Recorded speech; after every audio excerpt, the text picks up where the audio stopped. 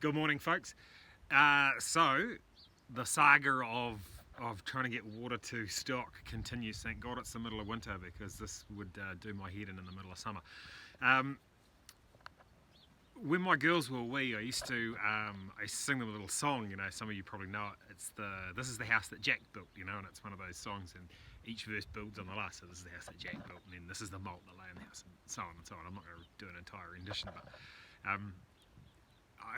I really like that song. I always like that song because it was always a challenge to sort of remember every verse and be able to spit it out effectively.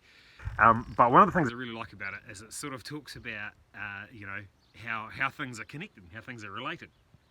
So this is how things have made a little train today. So first thing I did was went and shifted some cows and checked their trough, and lo and behold, it's only half full and the water was just dribbling in. So, something's going on here, right? So then I went back to the pump and closed off that little valve that I showed you guys the other day, and lo and behold, pump's generating tons of pressure, off the chart. So then I thought, okay, well, right, what I'll do is I'll put in a couple of taps. I'll install a couple of taps so I can close off certain sections of the farm, and then I'll be able to work out where my potential water leak is. So I come over here where, I don't know if you can see behind me, there's a T which sort of splits the farm water system in two. So I put in a tap, and that's good. So I closed off that tap, half the farm was closed off, the other half farm, pressure started rising quite quickly in the system and all the troughs full, so therefore I know that the leak is in the other half.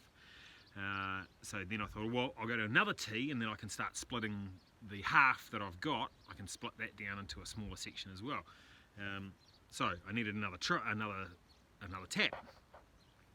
a tap, give me a second, I'm just going to turn the camera around. So these little ball valves, right, it's a pretty simple sort of piece of equipment. Turn the handle, opens and closes the flow of water.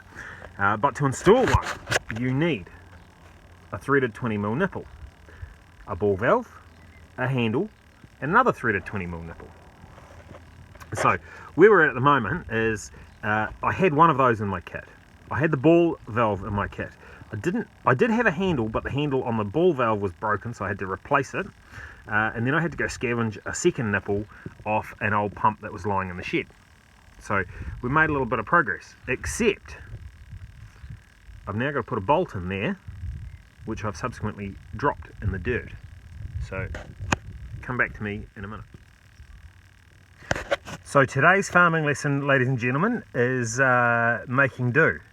Couldn't find the little bolt, but what I did find was that I had an old screwdriver an old spark plug for the water blaster, and hey presto, she's got the right thread. Around here we have this little saying, it's called functional but not finished, and typically what we do is we get something functional but not finished, and then we'll get around to tidying it up sometime in the next couple of decades. So that spark plug could well be a permanent feature. I found it.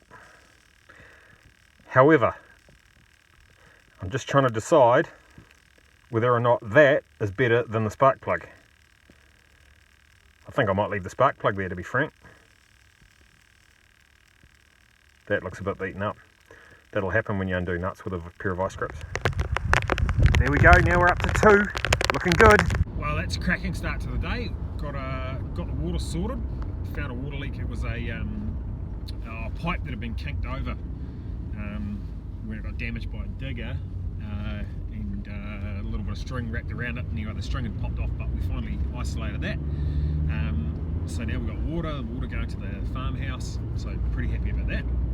Then we've got another calf, another lovely little red Hereford heifer at the ground, so pretty happy about that. So that's a good start to the day.